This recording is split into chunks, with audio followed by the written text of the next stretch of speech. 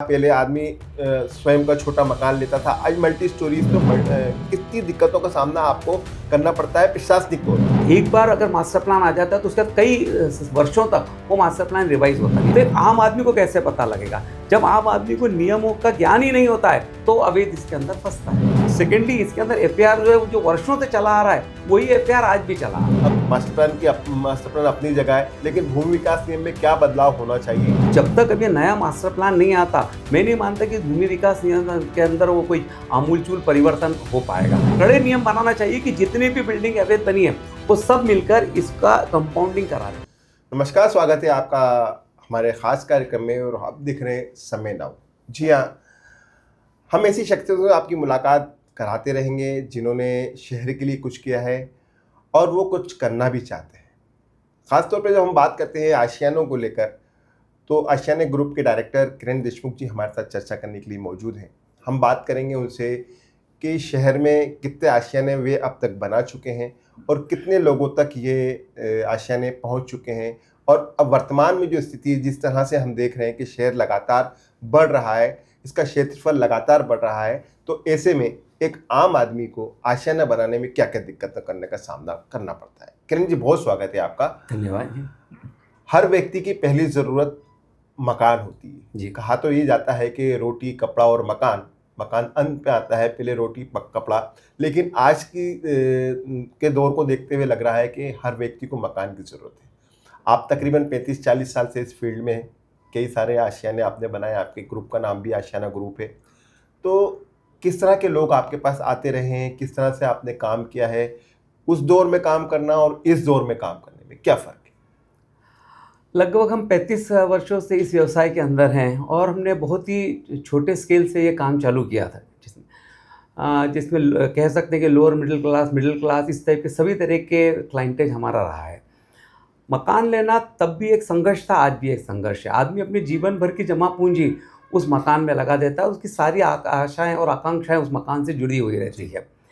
ये सच है कि पहले रोटी आती है, फिर कपड़ा आता है और उसके पश्चात ही फिर मकान आता है, ठीक है। लेकिन आदमी का सबसे बड़ा सपना ये होता है कि उसका खुद का मकान हो, जिसे कहते हैं मेरी खुद की छत होना चाहिए। ये सपना शुरू से लोगों का रहा है और आज भी है। जी। पहले के दौर में यह काम करना बहुत ही आसान मानते थे हम लोग, जिसे कहते हैं ईज ऑफ डूइंग वर्क, जो आज की तारीख में नहीं रहा है। जी। ठीक है ना। सबसे पहला तो यह है कि इसके अंदर जो कानूनी अड़चनें दिन ब दिन बढ़ती चली जा रही है, उसके कारण ये कार्य करना और भी यहाँ मुश्किल होते चले जा रहा है। दूसरा, महंगाई तो बहुत हो ही चुकी है, ज़मीनों के जो भाव बढ़ गए हैं उसके कारण भी लोगों का सपना धीरे धीरे कम होता जा रहा है। पहले लोग इंडिपेंडेंट मकानों में जाना पसंद करते थे, लेकिन अब यह संभव नहीं रहा कि वो इंडिपेंडेंट मकान ले पाएँ। ज़्यादातर लोगों को मल्टीप्लेटेड यूनिट्स, फ्लैट्स वगैरह में जाना पड़ता है इसमें। अभी अगर देखेंगे तो इंदौर का पूरा चौतरफा विकास हो रहा है। बिल्कुल। ठीक है, ये सारे डायरेक्शंस के अंदर बढ़ रहा है। बाहर का लोग भी इंदौर बहुत प्रेफर करते हैं, क्योंकि इंदौर एक एजुकेशन के लिए भी काफ़ी अच्छा है, मेडिकल हब भी अच्छा है, जॉब प्रोस्पेक्ट भी काफ़ी अच्छे हैं। यहाँ पर आईटी में भी काफ़ी अच्छा डेवलप हो रहा है। सेकंड, कनेक्टिविटी भी हो गई है, तो इसके कारण बाहर के लोग इंदौर में बहुत आ रहे हैं।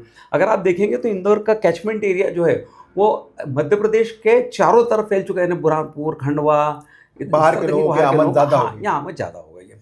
जैसे किरण जी, आपने कहा कि पहले काम करना आसान था और अब काम करना मुश्किल हो गया है, तो उसकी वजह क्या है?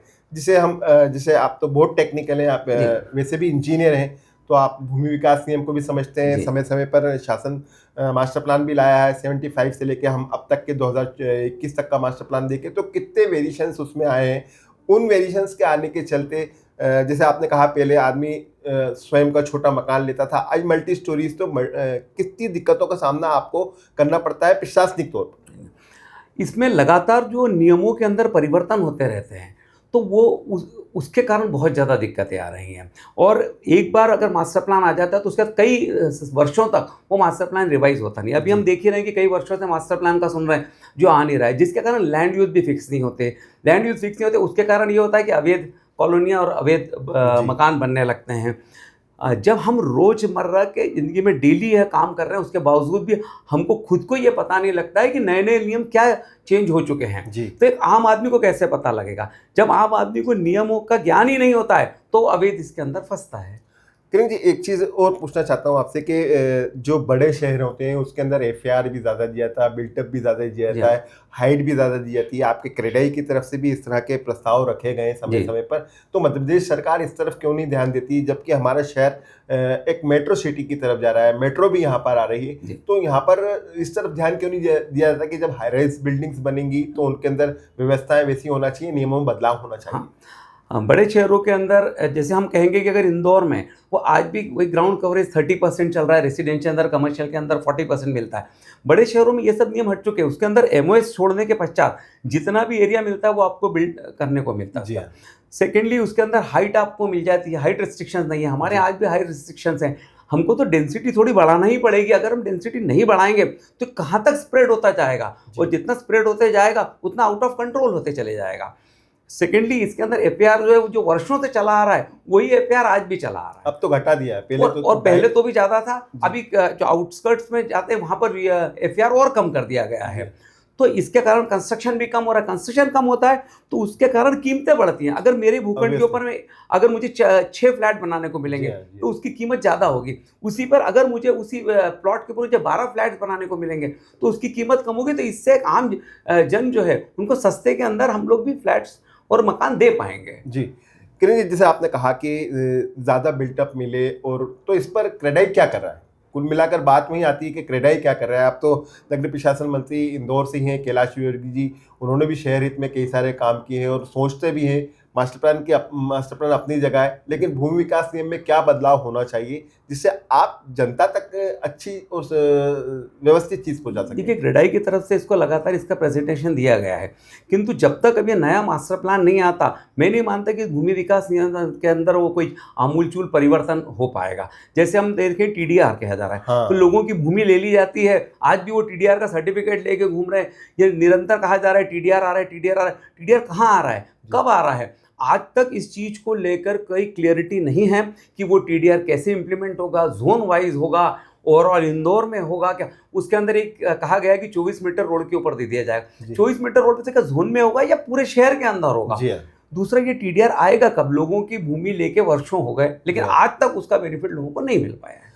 सरकार ने एक योजना शुरू करी थी कि कंपाउंडिंग कर दी जाए। जी। 20 to 30% तक के अवैध निर्माण को उन्होंने कंपाउंडेबल बना दिया था और सरकार को अच्छा खासा रेवेन्यू भी मिला था। लेकिन मैं समझता हूँ शायद जुलाई के महीने दिसंबर से उस पर रोक लगा दी गई। 10% कर दिया गया है। तो एक तो सवाल यहाँ पर ये भी उठता है कि सरकारी अधिकारी और सरकार में बैठे लोग बिल्डर को ये समझते हैं कि बिल्डर यानी कि धोखेबाज है। तो क्या ये पॉलिसी वापस लाना चाहिए? और जो बिल्डर्स पर जो धब्बा लगा हुआ है कि धोखेबाज, तो इसका धब्बा हटाने के लिए आप लोग भी क्या करें? देखिए, इसके अंदर सबसे पहले तो ये जो नियम है ये 30% का, इसको वापस लाना चाहिए। दूसरा, इसके बाद ये नियंत्रण किया जाए कि जो भवन निर्माता है वो उससे ज़्यादा निर्माण कर ही ना सके। पहले तो उसे छूट मिल जाती है कि वो कंस्ट्रक्शन करता रहता है, कोई ध्यान देता नहीं है उसका, कोई भी एजेंसी नहीं है जो उसका ध्यान देती है। फिर जब वो पूरा इलीगल कंस्ट्रक्शन कर देता है और ये आम जन उसको खरीद लेता है, आम फ्लैट, जिसके कोई दोष नहीं होता है, उसको फ्लैट को खरीदते हैं, और जिसे ज्ञान भी नहीं होता है इसके बारे में कि कितना वैध है और अवैध है, जब वो खरीद लेता है तब अगर उसके रिमूवल की कार्रवाई करेंगे तो उसके साथ गलत हो जाएगा। तो पहले तो इसे एक बार साफ करने के लिए फिर से 30% का नियम लाना चाहिए। उसके बाद ये कड़े नियम बनाना चाहिए कि जितनी भी बिल्डिंग अवैध बनी है वो सब मिलकर इसका कंपाउंडिंग करा लें। इससे एक तो शासन को जो होगा वो आर्थिक फायदा भी होगा। दूसरा, वो लोग इनोसेंट लोग जिन्होंने ये मकान या फ्लैट खरीद लिए हैं, उन लोगों के जो फ्लैट और मकान है वो रेगुलराइज हो जाएंगे, उनको भी भविष्य के लिए किसी तरह का कोई खतरा नहीं रहेगा। तो ये नियम तो आना जरूरी। उसके पश्चात भले ही आप ये कर दें कि कोई भी निर्माण करता है तो देखें उसको कि 10% से ऊपर निर्माण ना ही कर पाए, उसी वक्त उसे रोक दिया जाए। लेकिन सरकार ने कई सारे नियम बनाए हैं, रेरा भी ले आए, लेकिन रेरा में हम जाते हैं तो प्रोजेक्ट्स तो पड़े रहते हैं। अभी आप जैसे लोग शिकायत करते रहते हैं कि रेरा में हमारे प्रोजेक्ट्स अप्रूव नहीं होते, टाइम लग जाता है काफ़ी। तो रेरा के आने से आम ग्राहकों यानी आम लोगों को क्या फ़ायदा पहुंचा है? देखिए, रेरा एक बहुत अच्छी एजेंसी है जिसका आम आदमी को फ़ायदा मिलना ही चाहिए था। ठीक है। लेकिन ये हो रहा है कि रेरा के कारण जो प्रोजेक्ट डिले हो रहे हैं वो टाइम बाउंड नहीं है, उसके अंदर लगातार आप वहाँ डालेंगे, उसमें क्वेरीज लगा लगा के वापस आ जाती हैं। तो जो टाइम लॉस हो रहा है उसके कारण जो बिल्डर या डेवलपर होता है उसके ऊपर इंटरेस्ट ऐड हो जाता है उसके प्रोजेक्ट पे, वो फिर उसको महंगा बेचेगा, ठीक है। दूसरा, रेरा को ये देखना चाहिए कि जो पैसा बुकिंग से आ रहा है वो इस प्रोजेक्ट में लग रहा है नहीं।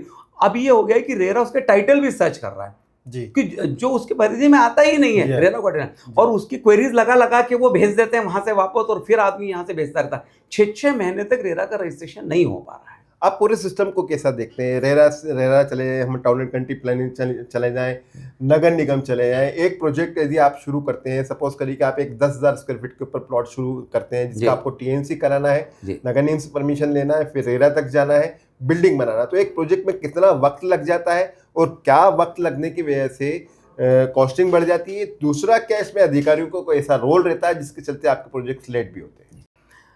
किसी भी प्रोजेक्ट को चालू करने में आप मान के चलिए कम से कम 1 साल लगता है, ये कम से कम है, जिसके अंदर टीएनसी भी कराना है, उसके बाद में उसे ये डेवलपमेंट परमिशन लेना है, फिर उसे बिल्डिंग परमिशन लेना है, उसके बाद उसको फिर रेरा में जाना है। हालांकि डेवलपमेंट परमिशन आने के बाद में वो काम शुरू कर सकता है, किंतु बिल्डर जब इतना पैसा लगा चुका होता है तो उसकी भी इच्छा रहती है कि वो बुकिंग्स और इससे पैसा जनरेट कर सके, किंतु जब तक वो रेरा में रजिस्टर्ड नहीं हो जाता तब तक वो पैसे बुकिंग नहीं कर सकता और पैसा लोगों से नहीं ले सकता। मेरा यही कहना है कि हर चीज़ एक टाइम बाउंड होना चाहिए। अगर हमने टीएनसीपी में लगाया तो टाइम बाउंड होना चाहिए, कितने टाइम, ये सिर्फ पेपर के ऊपर टाइम बाउंड होता है लेकिन एक्चुअल में उसका कुछ भी इम्प्लीमेंटेशन नहीं है। किरण जी, अभी सारी चीज़ों को ऑनलाइन कर दिया गया है, चाहे टाउन एंड कंट्री प्लानिंग के नक्शे हो या नगर निगम के नक्शे हो, सारी चीज़ें ऑनलाइन कर दी गई हैं और कहा यह जाता है कि ऑनलाइन सिस्टम लागू करने से सुविधाएं बढ़ी हैं, लोगों को आसानी हुई। क्या ये आपको नज़र आता है ऐसा? ऑनलाइन होने से कोई भी किसी भी प्रकार की सुविधा नहीं हुई है, उल्टा ये हो गया है कि आप कहीं जाके बोलने की स्थिति में भी नहीं रहे कि इसके अंदर क्या करना है। कम से कम पहले किसी अधिकारी के पास जाके आप बता सकते थे कि कोई करेक्शन है या कोई भी डिस्कशन है। अभी ये होता है कि ऑनलाइन में चले जाता, पता ही नहीं लगता कि वहाँ क्या होने जा रहा है जी। तो इससे असुविधा और बढ़ गई है। किरण जी, शहर में लगातार बिल्डरशिप करने वाले लोगों की संख्या बढ़ी है और हर व्यक्ति चाहता तो ये है कि अच्छी बिल्डिंग बनाए, अच्छी कॉलोनी काटे। ऐसे कितने लोग हैं जो सही काम कर पा रहे हैं और इस बिल्डर लॉबी को बदनाम नहीं होने देना चाहते हैं? जैसे कि आपका नाम है, आदमी आपके यहाँ पर आता है तो उसको यकीन और विश्वास होता है कि यहाँ पर धोखा नहीं होगा, यहाँ पर जो बताया जा रहा है वही मिलेगा। लेकिन साथ में ऐसे कई सारे प्रकरण सामने आए हैं जिसमें बिल्डर्स ने एडवांस ले लिया है, बिल्डिंग कंप्लीट नहीं की है और फिर मामले कोर्ट तक गए हैं, पुलिस तक गए हैं और लोग आज तक परेशान। देखिए, इसमें कोई भी एस्टैब्लिश अगर बिल्डर होगा तो वो गलत काम नहीं करेगा। आज भी अगर आप देखेंगे तो अच्छे जितने भी एस्टैब्लिश बिल्डर हैं वो कोई भी व्यक्ति गलत काम नहीं करता है, ना इलीगल बनाता है ना इलीगल सेल करता है। ये कुछ जो नए आ जाते हैं जो अवैध कॉलोनियाँ काट के अवैध बिल्डिंगें बनाकर बेचते हैं, इसकी संख्या बहुत ही कम है आज भी इंदौर में। अगर ये नियमों को थोड़ा सा शिथिल और थोड़ा सा अगर टाइम बाउंड कर दिया जाए तो ये लोग भी इसमें से बाहर हो जाएंगे जी। तो आपका ये मानना है कि मध्य प्रदेश सरकार को इस तरफ ध्यान देना चाहिए कि जो भूमि विकास नियम है उसमें कुछ शिथिलता लाई जाए, रेरा वाले मामले में भी शिथिलता लाई जाए और जो काम किए जाते हैं, जो सरकारी अफसर काम करते हैं, उनके ऊपर नकेल कसी जाए जिससे समय रहते काम करें। जी, आप ऐसा मानते हैं? जी। मेरा अंतिम सवाल आपसे कि जिस तरह से हमारा शहर बढ़ रहा है, जिस तरह से इसका डेवलपमेंट होना चाहिए था, क्या आप इससे संतुष्ट हैं? क्या यहाँ पर सड़कें उतनी हैं? क्या यहाँ पर ग्रीनरी उतनी है? क्या यहाँ पर उतने पाउंड से हैं कि ये एक अच्छा शहर, विकसित शहर, जैसे कहा जाता है कि चंडीगढ़ बहुत खूबसूरत शहर है और भी कई सारे शहर ऐसे हैं जिनके नाम लिए जा सकते हैं? क्या यहाँ सारी व्यवस्थाएं सरकार नहीं, कर अभी पाई है? इस तरह से तो संतुष्टि नहीं कही जा सकती, क्योंकि रोड विड्थ आज भी अगर आप देखेंगे तो ज़्यादातर जगह रोड विड्थ काफ़ी कम है इसके अंदर। और इस एक्चुअली ये विज़न ही नहीं रखा गया था कि इंदौर का इतनी पॉपुलेशन या इतनी फ्लोटिंग पॉपुलेशन इंदौर में आने वाली है, तो ये उसी टाइम। दूसरा, इसका जो मास्टर प्लान का ना आना जी, वो एक बहुत बड़ा ड्रॉबैक है इंदौर के लिए। अगर मास्टर प्लान टाइमली आता रहे तो लैंड यूज उसके फिक्स होते रहेंगे। आज मास्टर प्लान आ नहीं रहा, उसके कारण ग्रीन बेल्ट के ऊपर भी अवैध बन जाते हैं, एग्रीकल्चर के ऊपर भी अवैध बन जाते हैं, बाद में जिनको हटाना संभव नहीं रहता। तो इंदौर प्लान्ड डेवलपमेंट तो नहीं कहा जाता, सिर्फ जो सुपर कॉरिडोर और उस तरफ जो डेवलपमेंट हो रहा है एयरपोर्ट साइड में, उस तरफ थोड़ा सा प्लान्ड है। चलिए, एक बार इसमें से एक सवाल और बन गया कि ये तो आपकी अपनी पीड़ा है, बिल्डर लॉबी की पीड़ा है, तो क्या किसको जिम्मेदार आप मानते हैं? अधिकारियों को मानते हैं या सरकार को मानते हैं? देखिए, इसके अंदर सरकार तो जो नीतियाँ बनाता है, ठीक है, वो तो अपने हिसाब से अच्छी ही बनाता है, किंतु इसका जो इम्प्लीमेंटेशन होता है, यहाँ पर जो लोकल अधिकारी हैं, जो एजेंसीज़ हैं जिनको इसके ऊपर इम्प्लीमेंट करना चाहिए, वो नहीं करती है। जी, निश्चित, बहुत धन्यवाद। हमसे बात कर रहे थे किरण देशमुख जी, जिन्होंने बताया कि इंदौर में किस तरह से विकास होना चाहिए, उन्होंने क्या-क्या काम किए हैं, लोगों तक अच्छे फ्लैट्स, अच्छे प्लॉट कैसे पहुँच पाए। कुल मिलाकर बात निकल कर यही सामने आती है कि सरकार जो नियम बना रही है उसमें शिथिलता लाई जाए और अफसर जिनके ऊपर जिम्मेदारी है, अगर वो समय रहते काम करेंगे तो निश्चित रूप से इंदौर शहर का विकास व्यवस्थित तरीके से होगा और जो सपना इंदौर के लिए देखा जा रहा है वो पूरा हो पाएगा। धन्यवाद। धन्यवाद। प्योर श्योर दूध और घी, माँ के प्यार सा, मिलावट से दूर, भरोसे से भरपूर, प्योर भी श्योर भी।